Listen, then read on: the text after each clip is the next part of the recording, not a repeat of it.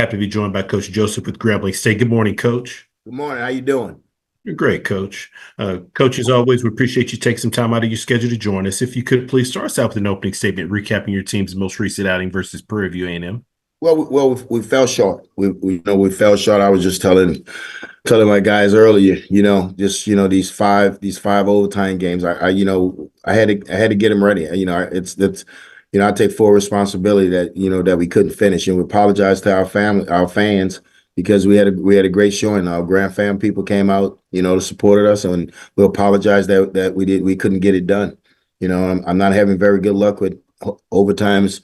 Five overtimes we had. When I was at LSU, we had seven, and we lost 72-74. We got to do a better job of getting them ready. We got to keep them engaged in the game, no matter how long the game is. But that's on me. That's not on anybody else. I got to do a better job with it. Appreciate those opening comments, Coach. First question goes to Doc Holliday. Good morning, Coach Joseph. How are you doing today? Good morning, Doc. How you doing? I'm doing good. Your first State Fair Classic, rated from 1 to 10 from the week you've been here in Dallas. Well, I think it was a great honor, except we couldn't get it done. But it's a big time classic. It's a big time classic, and I played in it when I was assistant coach here, so I had the opportunity to play in all three. I played in the Magic City one, with Alabama State and the A&M, and I also played in one with Jackson State and Alcorn, when I was at Alcorn, and I got to play in the Bayou Classic. So I played all three of them, and this is a big time classic. And I think you can. I will want to rate it a 10, but I better rate it an 8, because we lost the game. But it was a great experience for me, and a great experience for my family and our players and our university. So my second question is the five overtimes.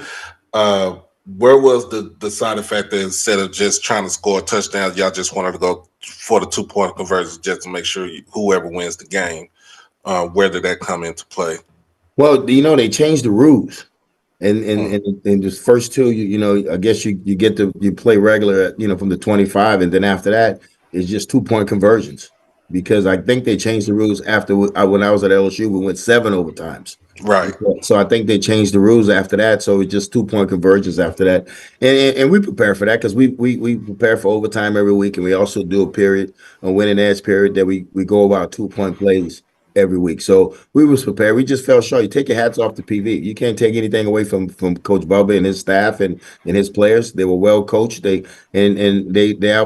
They made one more play than we made. But every game's going to be like this in the SWAC, and especially in the Wild Wild West. Every game's going to be like this. So, I take my hat off to him. Hey, he did a great job. He had his team ready, and I got to come back, and I got to snap these kids back and get them ready. All right, appreciate you, Coach. Appreciate you. Next question goes to Perry Daniels. Hey, Coach. Hey, Perry, how you doing? Super fantastic. Thank you very much for a very entertaining football game. I know it didn't turn out the way that you desired, but it was very entertaining, and we appreciate that. Coach, talk about Miles Crowley and his play. Well, I thought Miles, I thought he saw it a little better this week, and I think we're having a protection problem, with Miles, and, we want him to get him set his feet. Sometimes he gets happy feet. So, it was really focusing on him this week. Hey, just dance in the pocket. And when it's time to throw the jab, set your feet. So we're going to keep working with it, but Miles is a warrior. Miles is banged up a little bit, so this is a good time for us to have an off week and not let him throw, let him do too much, to let him get his body back. But we got to keep him clean. And I say that we got to keep him clean with the play calls. We got to do more quick game. We got to do more play action with him. We got to do more 7-man protection. We got to do more to keep him upright, and as coaches, that's your job. And I got to do a better job as a head coach to making sure that gets done. Once the game went to 2-point conversions only, you all ran each 2-point conversion. Talk about the decision to not. We were kind of expecting a play action pass at some point. Well, we hit him with a pop pass, but we we take pride in our offensive line and running and going forward. And when we thought we had an event was one block away on the one Miles ran. I mean, it's one block away, but we thought we could move them. We thought we could move them and knock it in there, and it didn't happen. That's why I say you take your head off the PV because they stood strong. They stood strong. But we're not going to second guess the call. We made the call and we got to live with it. Thank you, Coach. Again, Thank you. great game. Thank you. Next question goes to Kendrick Marshall. Yeah, Coach. You mentioned some struggles that your passing game has had recently, particularly the last couple outings, and some diagnoses you have for that. Um, would the game plan be conversely to maybe lean a little bit more on a rushing attack to try to alleviate some of those issues with the offensive line and some of the play calling?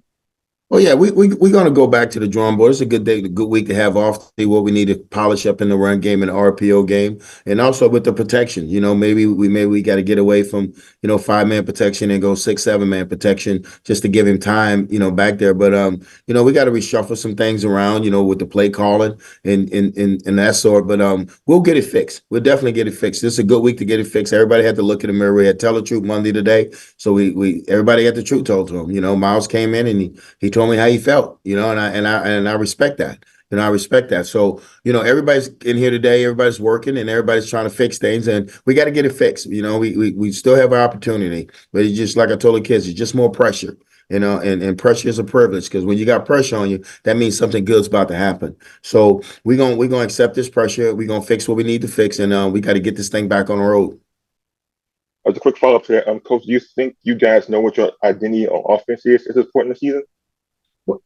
Excuse me. Well, we like to throw it. We know our identity. I mean, a lot of people don't know our identity, but we know our identity. Our identity is to throw it, to run it. We throw it first, and then we try to run it. So we might have to flip that and say, okay, this is what we need to do. This was the best for the team. So we'll do some self-scout this week, and we'll do everything, and we'll see where we're at, and then we'll get up with the game plan next week. We won't game plan this week. We'll wait till next week to game plan, but this week's going to be take care of ourselves, get healthy, and see what we need to do, and then get it done. I appreciate it, Coach. Appreciate you.